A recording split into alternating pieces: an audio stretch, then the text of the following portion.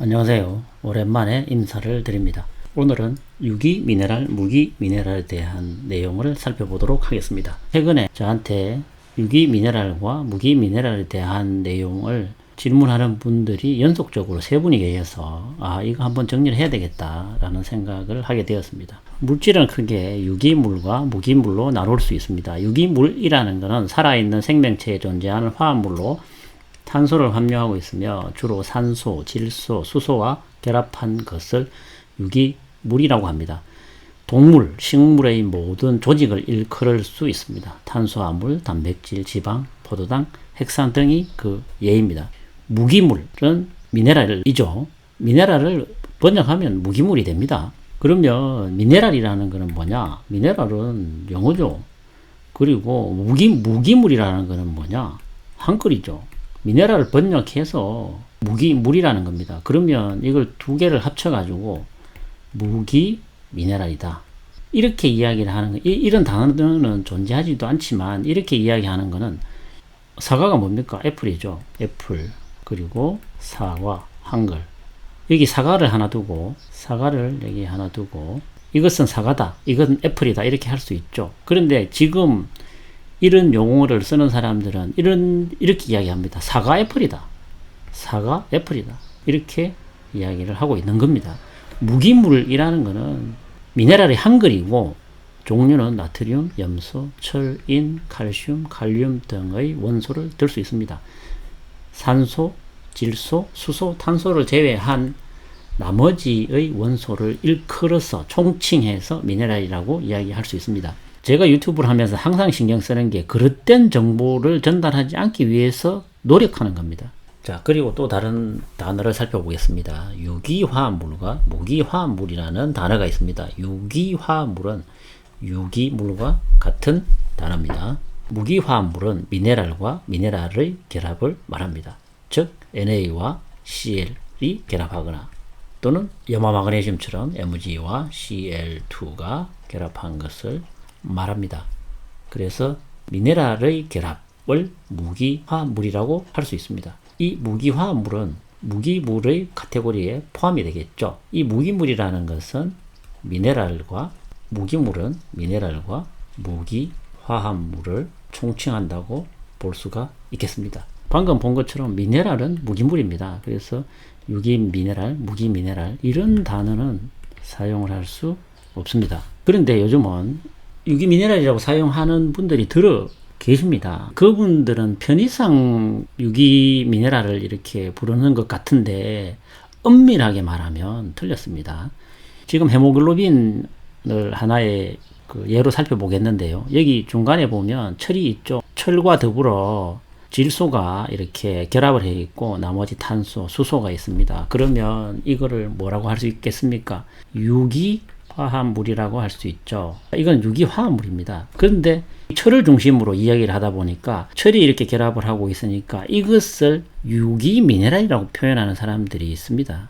정확하게 말하면 유기화합물인데 이 철을 중심으로 이야기를 하다 보니까 이 철은 유기물과 결합을 해서 유기미네랄이다. 이래서 우리 몸의 흡수가 잘 된다. 이런 이야기를 하는데 이것도 엄밀하게 말하면 써서는 안 되는 용어입니다. 틀린 이야기입니다. 유기물과 붙어 있으면 제가 몇 번 강조하지만 유기화합물입니다. 유기화합물이고 또 다른 표현을 하자면 이런 표현은 있습니다. 철과 단백질이 붙어 있는 구조이기 때문에 메탈로프로틴, 메탈은 금속이죠. 그래서 철을 상징하고 프로틴은 단백질입니다. 메탈과 미네랄과 단백질이 붙어 있는 형태, 이것을 표현할 때는 메탈로프로틴 이렇게 표현할 수 있습니다. 그러나 이게 유기물과 결합했기 때문에 유기미네랄이다. 이렇게 사용하면 안 된다고요. 이게 정 표현하려고 하면 메탈로프로틴 이렇게 표현을 해야 됩니다. 그리고 또 하나의 예를 보면 엽록소가 있는데 여기에 마그네슘이 들어있고 탄소, 질소와 이렇게 결합이 되어 있습니다. 이것도 유기화합물이죠. 유기화합물인데 또 이 마그네슘은 유기물과 결합이 탄소와 결합해 있어서 이 엽록소에 들어있는 미네랄은 Mg는 유기미네랄이다. 이렇게 표현하면 안 된다는 이야기입니다. 우리가 약속한 용어를 일단 적확하게 알고 있어야지만 이야기가 되는데 용어 자체에서 어긋나면 안 됩니다. 저한테 전화를 걸어서 따지다시피 한 분이 있었는데 자기들의 소금은 유기 미네랄이기 때문에 사람들한테 다 도움이 되지만 다른 회사들 거는 무기 미네랄이라서 나쁘다 이런 이야기를 주장을 하길래 제가 그 선생님 그런 이야기는 틀린 것 같습니다. 유기 미네랄, 무기 미네랄이라는 말은 존재하지 않습니다. 라고 이야기를 하니까 아니 그러면 외국에 있는 박사들이 한 이야기가 틀리다는 거냐? 아니 외국에 어떤 박사가 그런 이야기를 했는지는 모르겠지만 우리나라 번역자가 번역하는 가운데 실수할 수도 있습니다. 유기 미네랄, 무기 미네랄 이런 말은 존재를 하지 않습니다. 라고 하니까 그러면 토론이 안 되겠네요. 라고 하는 겁니다. 아니 토론을 하기 전에 그 용어를 정확하게 숙지를 해야 무슨 토론을 하든지 하지 용어를 제대로 숙지를 하지 않으면서 무슨 토론을 하겠습니까? 제가 그렇게 이야기를 한 적이 있습니다. 그래서 혼돈하면 안 됩니다. 물 속에 들어있는 하나의 미네랄일 뿐이지 그것도 미네랄이지 무기물이지 그 유기물하고 붙었다고 해서 유기 미네랄이다. 이런 단어를 이렇게 사용하면 안 된다라는 겁니다. 그러면 실질적으로 뭐가 잘못됐는지 한번 살펴보도록 하겠습니다. 소금의 진실이라고 해서 이 블로그에서 가지고 온 글인데 무기 미네랄은 독이다. 이런 주제의 블로그입니다. 한번 읽어보겠습니다. 미네랄은 인체의 혈관을 정화시키고 소화작용을 도우며 장의 기능을 높여서 단백질이 소변으로 배출되는 것을 방지한다고 무식한 주장을 하는 사람들이 있습니다. 이것은 광물성인 무기 미네랄과 유기 미네랄을 구분하지 못하는 데서 오는 잘못된 상식을 가진 사람들의 주장인 것입니다. 무기 미네랄 이렇게 해서 괄호 열고 독소, 유기 미네랄, 영양소 이렇게 적어 놨습니다. 구분하지 못한다. 저는 구분을 못하겠습니다. 왜? 이런 단어는 존재하지 않기 때문입니다. 소금에 붙어 있는 미네랄은 광물질을 말합니다. 맞죠? 무기물이니까. 무기 미네랄과 유기 미네랄을 구분하는 것은 탄소가 들어있느냐 그렇지 않느냐를 가지고 말합니다. 무기 미네랄은 생명이 없는 광물질 그대로를 말하고 유기 미네랄은 식물이 태양 에너지를 이용하여 땅 속에서 흡수한 광물질의 탄산가스를 화합하여 만든 광물질을 말합니다. 즉 광합성된 광물질을 말하는 것입니다. 이 사람도 이렇게 이야기하려고 하는 것 같아요. 엽록소에 들어있는 이 마그네슘은 유기 미네랄이라고 하고 싶고 소금에 들어있는 이 마그네슘은 무기 미네랄이라고 하고 싶은 겁니다. 마그네슘은 똑같은 거예요. 이 마그네슘을 유기 미네랄, 무기 미네랄로 나눌 수는 없죠. 자연 그대로의 무기 미네랄은 몇백 년을 두어도 유기 미네랄로 변하지 않습니다. 식물만이 태양의 광합성 작용으로 무기 미네랄을 유기 미네랄로 바꾸어 놓을 수 있는 겁니다. 무기 미네랄이 유기 미네랄로 바뀔 수는 없죠. 미네랄은 미네랄일 뿐이기 때문에 식물이 뿌리에서 영양을 흡수해서 여러 가지 굴이나 아연이나 마그네슘을 흡수를 해서 자체적으로 생육하니까 당연히 이게 화합물을 만들 수 있겠죠. 그래서 식물체의 엽록소처럼 유기화합물을 만들어냅니다. 그런데 이 무기물이 유기화합물이 되었다고 해서 이게 유기미네랄이 되는 게 아니죠. 이 원소, 이 미네랄들은 다른 탄소, 산소, 질소와 결합을 했다라는 것 뿐입니다. 그리고 여기 보면 식물만이 태양의 광합성 작용, 동물도 미네랄을 섭취해서 유기화합물을 만들 수 있습니다. 왜? 소화라는 대사 과정이 있기 때문에 그렇습니다. 무기 미네랄은 우리 인체의 세포막을 통과하지 못합니다. 세포막은 용매는 통과시키지만 용질은 통과시키지 못하므로 무기질은 세포 안으로 들어가지 못합니다. 그러나 친환경적인 탄소와 화합한 유기질은 세포 안으로 들어가서 우리 몸에 필요한 영양소가 되는 것입니다. 어떻게 이해를 해야 될지 저는 독해가 잘 안 되는데요. 일단은 이런 이야기를 하고 싶은 것 같아요. 채소는 여러 가지 영양소를 가지고 있겠죠. 여기에 대표적으로 철이나 굴이나 아연이나 마그네슘을 가지고 있다고 봅시다. 이러한 것들이 소화라는 과정을 거쳐서 영양소로 쓰이기 쉽다. 이 이야기를 하고 싶은 거겠죠. 그런 것 같습니다. 그런데 소금에 들어있는 이런 미네랄들은 영양소로서 이런 미네랄들은 세포 속으로 들어오지 못한다. 세포 안으로 들어가지 못한다. 이런 이야기를 하고 싶은 거죠.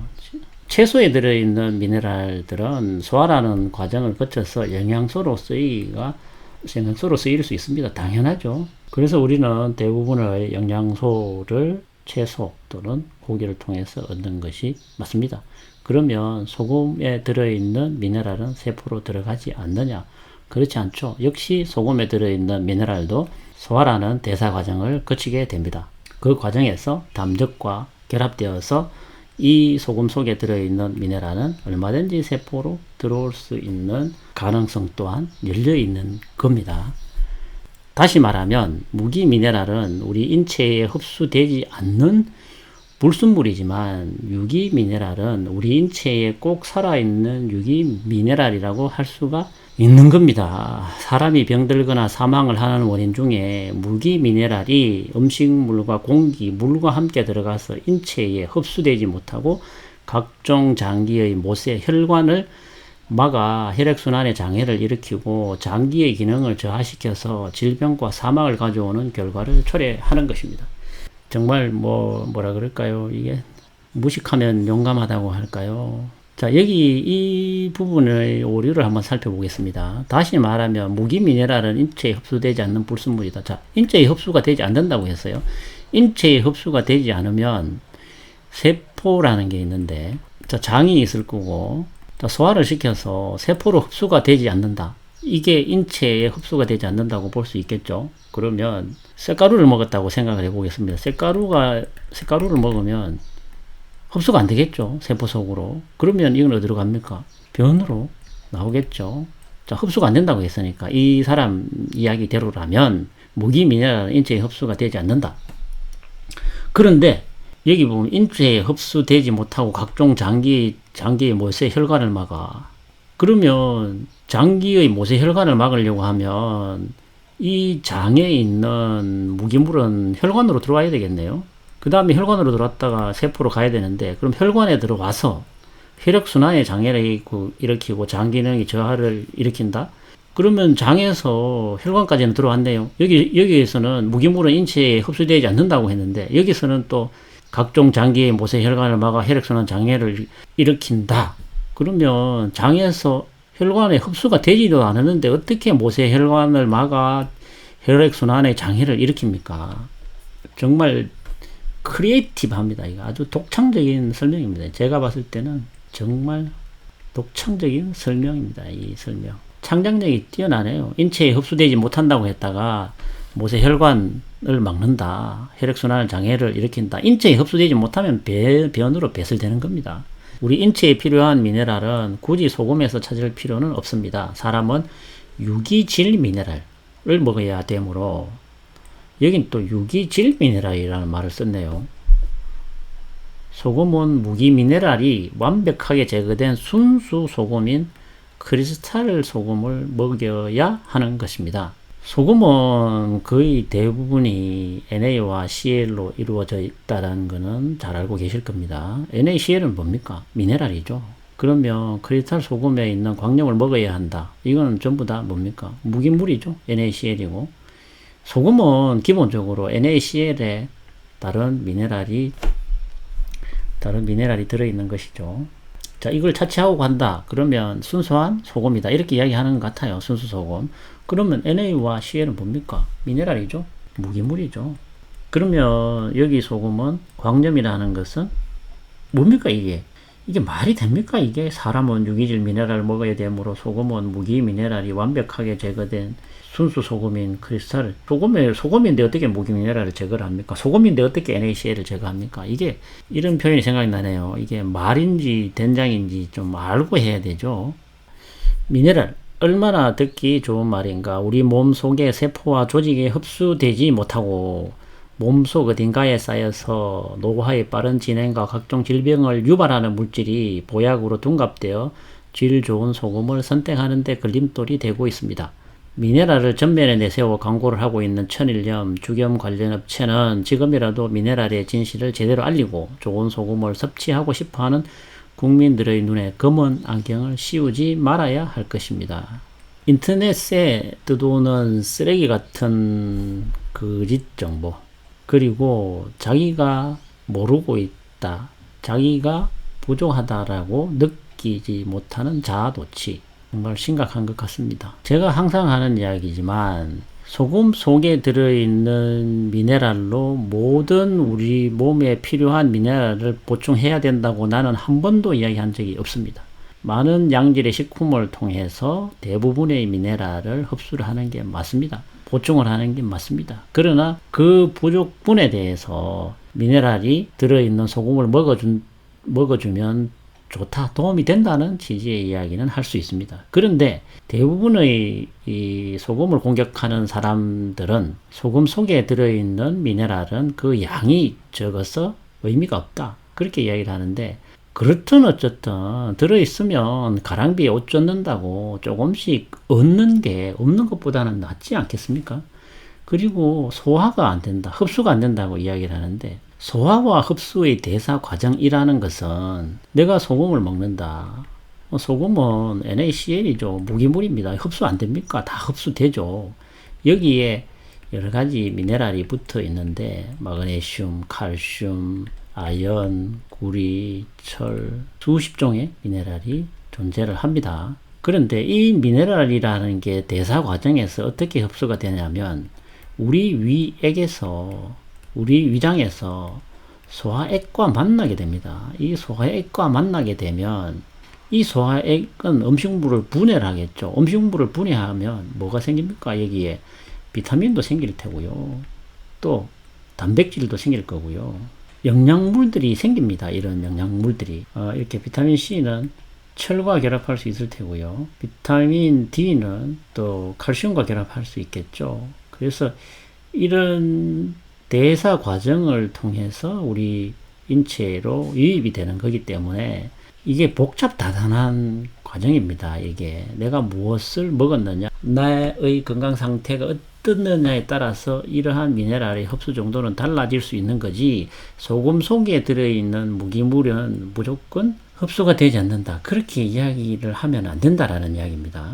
이러한 내용은 앞으로도 많이 연구되어져야 될 과정이라고 봅니다. 유튜브에도 이런 내용을 올려서 강의를 하는 분이 있습니다. 좋은 소금 선택 방법, 소금 속 미네랄은 독이다.